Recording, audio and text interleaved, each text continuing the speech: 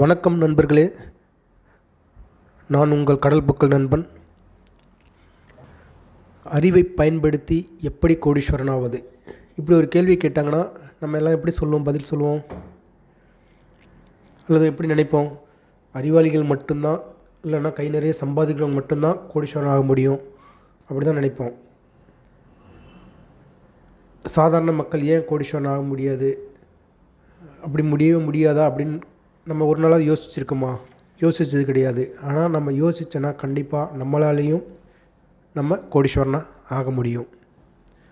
எப்படி தெரியுமா? சரியான மற்றும் முறையான சேமிப்பு மூலமாக.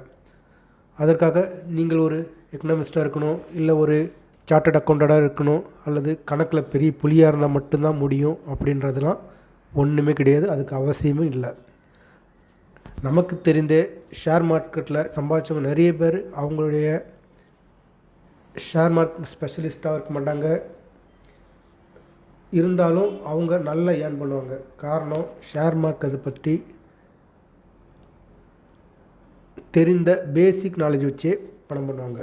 அப்படின்னா அந்த பேசிக் நாலேஜ் எதுன்னு கேட்டிங்கன்னா காமன் சென்ஸ். கொஞ்சம் டைமை ஸ்பெண்ட் பண்ணுறது, அதுக்கப்புறம் கொஞ்சம் எஃபோர்ட் போடணும். எதுக்குன்னா அந்த டேட்டா கலெக்ட் பண்ணுறதுக்கு, கம்பெனியோட இன்ஃபர்மேஷனை பற்றி தெரிஞ்சுக்கிறதுக்கு, அதுக்கப்புறம் கம்பெனியோடைய சூழ்நிலைகள். ஏன்னா எந்த கம்பெனியும் நிலையான ஒரு சூழ்நிலையை கொண்டிருக்காது, அது மாறக்கூடிய நிலை உண்டானது. அதனால் அந்த கம்பெனியோடைய கரண்ட் சினாரியா என்ன அப்படின்றத தெரிஞ்சுக்கணும். இப்போ நம்ம இதுக்கு எல்லாத்துக்கும் யாரை போய் பார்க்கணும், எங்கேயோ தேடணுமா அப்படின்னா பெரிய கஷ்டமே இல்லை.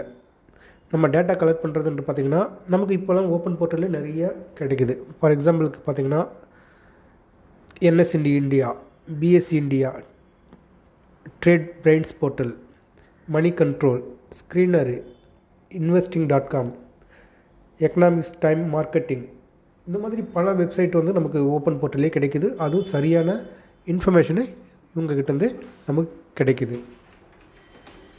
இப்போ நம்ம பெருசாக ஆசைப்படும் போது சில நேரங்களில் அதுக்கான எஃபோர்ட்டும் அதிகமாக தான் இருக்கும்.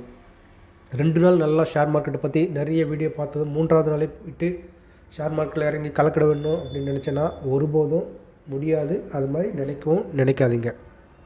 பொறுமை ரொம்ப ரொம்ப முக்கியம். இந்த ஷேர் மார்க்கெட்டை பொறுத்தளவுக்கு பொறுமை இப்படி இல்லைன்னா உள்ளதும் போச்சு அப்படின்னு தான் நம்ம புலம்பி கிடக்கணும். இதனை தவிர்க்கணுன்னா என்னென்ன பண்ணணும் அப்படின்னா, ஒரு ஸ்டாக்கை பற்றி குறைஞ்ச அளவு அறிந்தவுடன் எந்த ஒரு பிளானும் இல்லாமல் இறங்கவும் கூடாது. அதுதான் சொல்லுவாங்கள்ல வடிவில் கூட, பிளான் பண்ணாமல் எந்த ஒரு செயலும் செய்யக்கூடாதுன்ட்டு.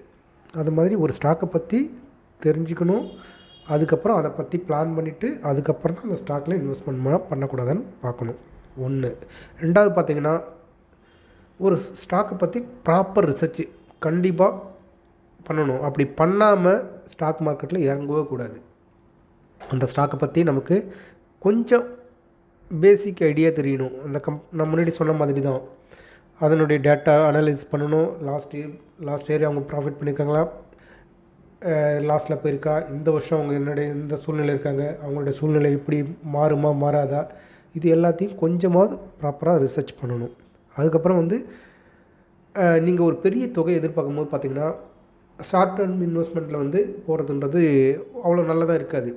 ஏன்னா நமக்கு பெரிய தொகை வேணும் போது அப்போது லாங் டேர்ம் இன்வெஸ்ட்மெண்ட் தான் அந்த பெரிய தொகையை கொடுக்கறதுக்கான வாய்ப்புகள் நிறைய அதிகமாக இருக்கும். அதேமாதிரி பார்த்திங்கன்னா ஒரு குறைஞ்ச வேல்யூம் இருக்கிற ஒரு ஸ்டாக்கை போய்ட்டு வாங்குறதுன்றது தப்பான விஷயம். அதை தவிர்க்கிறது ரொம்ப ரொம்ப நல்லது. அதேமாதிரி ஃபேக் நியூஸ் நம்பி நம்ம முதலீடு பண்ணிடுவோம். அந்த மாதிரி முதலீடு பண்ணுறதுன்றது ரொம்ப தப்பு. ஃபேக் நியூஸை பண்ணக்கூடாது. அதே மாதிரி ஏதோ ஒரு நல்ல ஒரு ஸ்டாக்கில் நம்ம ஒரு இன்வெஸ்ட்மெண்ட் பண்ணியிருப்போம், ஃபேக் நியூஸ் வந்ததும் அதை சேல் பண்ணணும்னு நினைப்போம். அந்த மாதிரியும் பண்ணக்கூடாது. அதை ஒரு தடவைக்கு 2 தடவை நல்லா அனலைஸ் பண்ணிவிட்டு அதுக்கப்புறம் தான் வாங்கிறதா இருந்தாலும் சரி, விற்கிறதா இருந்தாலும் முடிவு பண்ணணும். அதே மாதிரி மார்க்கெட் டவுன் ஆனது நிறைய பேர் வந்து நஷ்டமானாலும் லாபமானாலும் விற்றுட்டு வெளியில் வரணும்னு பார்ப்பாங்க. அது முற்றிலும் தவறான ஒன்று. ஏன்னா ஒரு நல்ல ஸ்டாக்கு எப்போவுமே டவுன்லேயே இருக்காது. அது கண்டிப்பாக சூழ்நிலை மாறும்போது அது அப்பில் போய் தான் ஆகும். அந்த டைமில் அந்த இதை சரி பண்ணிக்க முடியும். ஸோ அதுக்கு வரைக்கும் நமக்கு முன்னமே சொன்ன மாதிரி பொறுமை ரொம்ப ரொம்ப ரொம்ப முக்கியம். ஒரு தரமான ஸ்டாக்கை எப்பவும் டவுனில் இருக்கிறதுக்கான வாய்ப்பு இருக்காதுன்றது உறுதியாக சொல்ல முடியும். ஏன்னா எப்படியாப்பட்ட கம்பெனியாக இருந்தாலும் ஒரு நல்ல கம்பெனியாக இருந்தால் கண்டிப்பாக அது மேலே வந்தே ஆகும். அதே மாதிரி ஒரு சில ஸ்டாக்கில் பார்த்திங்கன்னா கொஞ்சம் லாபம் கிடச்சிட்டா எல்லாம் தெரிஞ்சிட்ட மாதிரி நம்ம பல்காக போய் வாங்குறது, முழு இன்வெஸ்ட்மெண்ட்டையும் ட்ரேட் பண்ணுறது அப்படின்றதெல்லாம் ரொம்ப தப்பான விஷயம். எப்போவுமே இன்வெஸ்ட்மெண்ட் பண்ணும்போது பிரித்து 2-3 கம்பெனிக்கு மேலே தான் போடணும். அதே மாதிரி ஒவ்வொரு கம்பெனியும் போடும்போதும் ஒரு லிமிட்டட் அமௌண்ட்டு தான் நம்ம அதில் இன்வெஸ்ட்மெண்ட் பண்ணணும். நம்மக்கிட்ட இருக்கிற மொத்த இன்வெஸ்ட்மெண்ட்டையும் ஒரே டைமில் போடுறதுன்றது தப்பான விஷயம்.